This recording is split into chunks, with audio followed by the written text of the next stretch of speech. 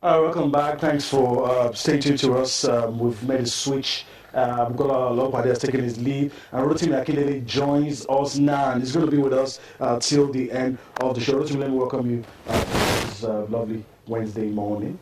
Yeah, good morning. How you doing? Yeah, good morning, Rotimi. Okay, I'll start off with the Women's League fixtures for today, and of course we're going to be having one game that will be played tomorrow, and that will be Rivers Angels and Bayelsa Queens. Just take a look at the fixtures for today, starting with Group A.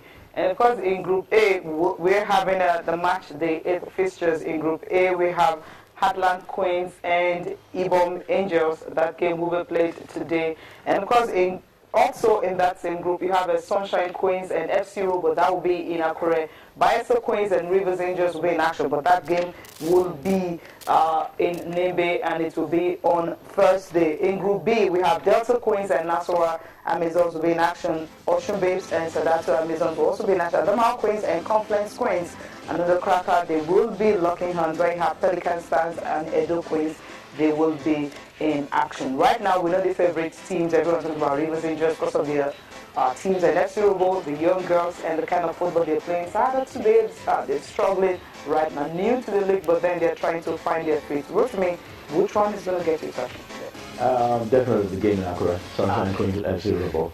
I like the fact that both teams are on a good run, you know, in court. At least we saw them in the first stanza. Yeah. They didn't do pretty bad. Decent results for FC Robo. They've gone away thrice. They've only lost once. Yeah. They managed to pick up 2 points on the road. So that's like a good confidence. And then you talked about the NNL not having social media presence. What FC Robo has done, even with the end of EFL, they decided to mix with a whole lot of young guys, a whole lot of young media folks, to create that presence. The energy. You can monitor FC Robo interestingly, on social media, their travels. You want to know their stats and all of that. I mean, it's been fantastic. And then against Sunshine Queens, who I happen to have a soft spot for. Of course, you understand, right? Yeah, I know. Talking about Sunshine Queens. Yeah, I know. I think it will be a good game. I'm thinking Robo might just do enough to get a draw.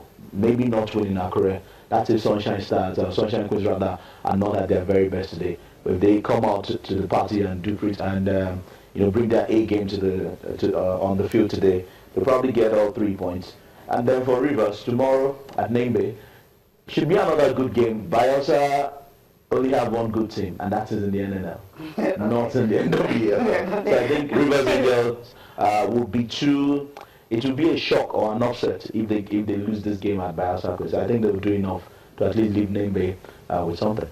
Okay, that's what it's going to be. But then some of those girls, they've rested well. Don't you think maybe the complacency might be setting, they won't continue the momentum they started the opening games? That's what the coach should, the psychologist, the technical coach should work against. Yes, we've been on a break. Yes, we've had a good run. Now we don't have to be complacent. And I think that's what the likes of Rivers Angels, FC Robo, Sunshine Queens would want to guard against. For Ibom Angels, I saw the coach some weeks ago back in Uyo. Yes, he's full of confidence, he's talking a whole lot. Don't forget we even listened to some of them at the LIS, as the Ladies in Sports Conference. There's a whole lot of revival, in quotes, coming back to the Women's League. So let's hope that on the field of play, these big teams, in quotes, don't get complacent. And, that maybe there should be another incentive. Apart from winning money at the end of the season, probably CAF should consider having a continental tournament.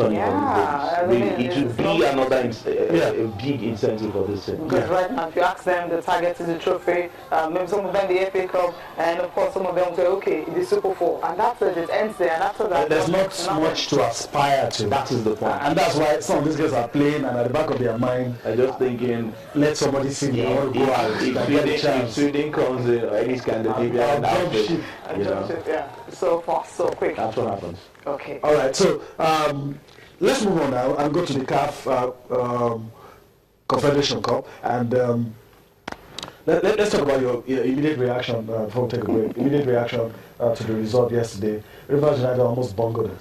A typical Rivers United this season, especially on the continent.